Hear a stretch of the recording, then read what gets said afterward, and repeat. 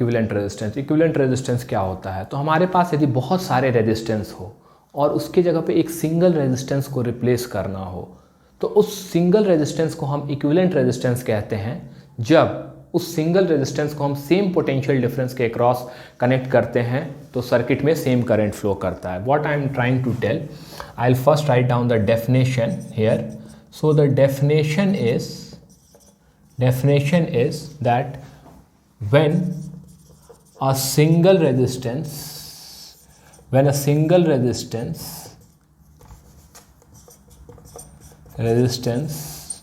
is placed in place of multiple resistance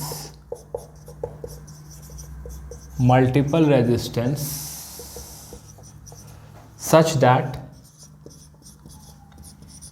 that when this single resistance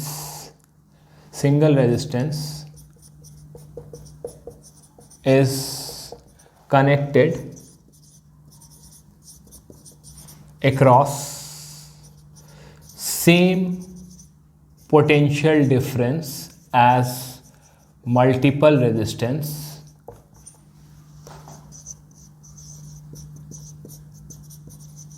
then same current will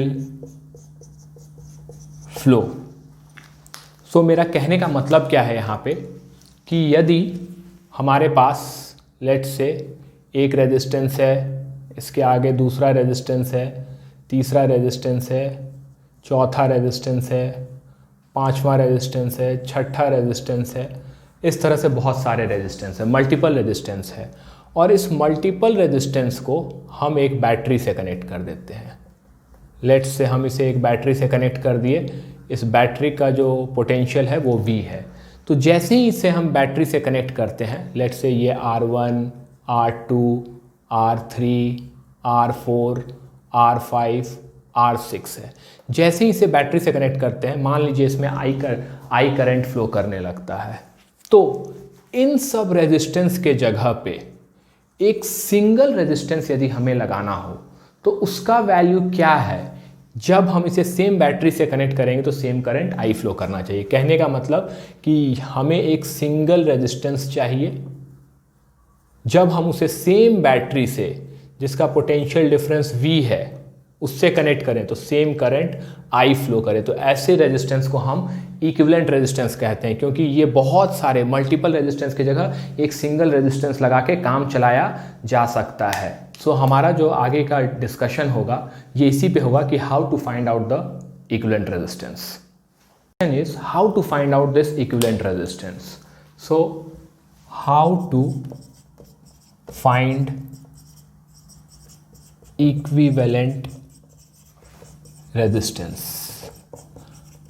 हमारे पास बहुत सारे resistance दिए होंगे और हमें एक सिंगल रेजिस्टेंस पता करना है, तो कैसे किया जा सकता है?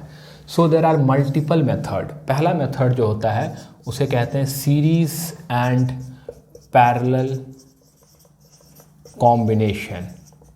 हमें देखना होता है कि क्या रेजिस्टेंस सीरीज में है या पैरेलल में है। यदि सीरीज पैरेलल में होते हैं तो एक फॉर्मूला आता है R इक्विवेलेंट का, जिसके थ्रू हम इसे रिड्यूस कर सकते हैं, जिसके बारे में आगे डिस्कस करेंगे। दूसरा मेथड जो होता है that is called as method of successive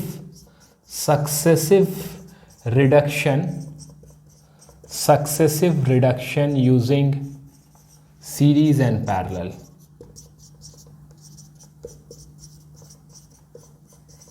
एक तीसरे टाइप का कॉम्बिनेशन होता है जिसे हम सिमिट्री मेथड से सॉल्व कर सकते हैं, मेथड ऑफ सिमिट्री। फिर एक होता है जिसे हम इनफाइनाइट लैडर नेटवर्क कहते हैं, उसे सॉल्व किया जा सकता है।